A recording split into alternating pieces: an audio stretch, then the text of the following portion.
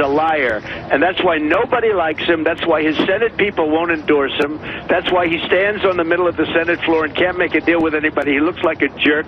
He's standing all by himself. And, you know, there's something to say about having a little bit of ability to get other people to do things. You can't be a lone wolf and stand there for that. And that's sort of what we have right now as a president. Nobody gets... All right, ladies and gentlemen, joining us now is Senator John Thune, Republican from the great state of South Dakota, chairman of the Senate Republican Conference and chairman of the Senate Committee on Commerce. Hello, Senator.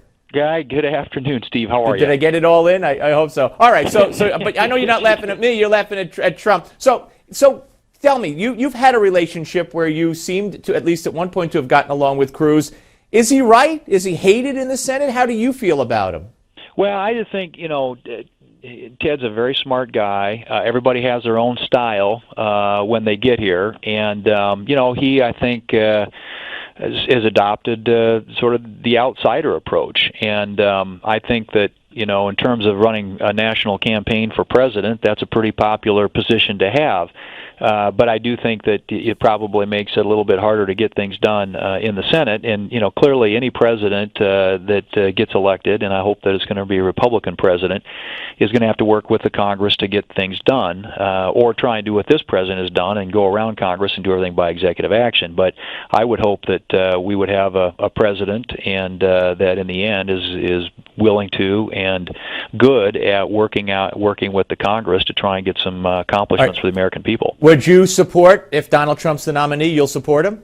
I'll support the nominee, sure. And if it's Cruz, you'll support Cruz? Sure. All right, yeah, and now, absolutely. If Cruz comes to you and says, be my VP, would you listen?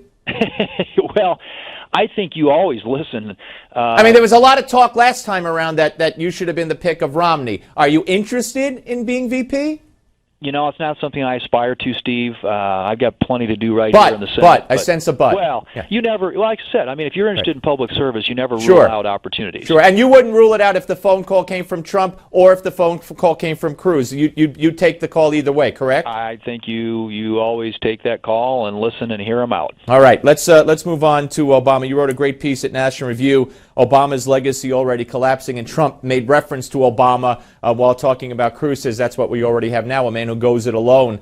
How fearful are you that, you know, as Obama used to say in his first term, you ain't seen nothing yet, and he's going to use that pen and he's going to sign order after order, and it's going to be up to the courts and the House and the Senate to sort it out? Well, what we said was, in the op-ed, Steve, which you mentioned, is that this is a paper-thin legacy. When you do everything by executive order, it can be reversed by the next president, or you can be taken to court, and this president has, and he's lost in court because he's overreached in so many ways.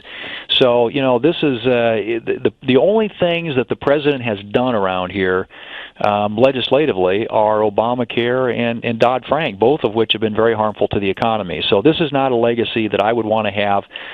And I think his real legacy at the end of the day is going to be that he doesn't have one, because when you try and do things by executive order, you live by it, you die by it, and I think a lot of this stuff, if we get a Republican president, will go away on day one. Let me ask you about Trump not showing up at the debate tonight, and now, of course, Santorum and Huckabee, who weren't in the debate, are joining Trump. Good move, bad move? You have an opinion on that? You know, I think he's run an unconventional campaign from day one, and I think this is probably another example of that. It's a free country. He can decide to run his campaign the way that he wants to.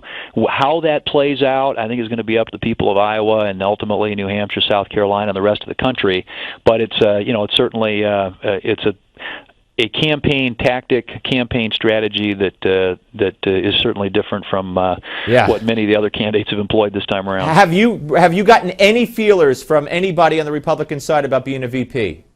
You know, no. I've not had that conversation with anybody at this point. Okay, just wanted to make sure. All right, Senator, always great to talk to you, sir. Thank you so much. Good being with you. Thanks, Steve. Thank Bye you, now. Senator John Thune, ladies and gentlemen. When we come back, Matt Lewis, who's written a great new book, in addition to being a great columnist, Too Dumb to Fail. We'll talk all about that right here, only on Newsmax Television on the Steve Malzberg Show. Don't go away.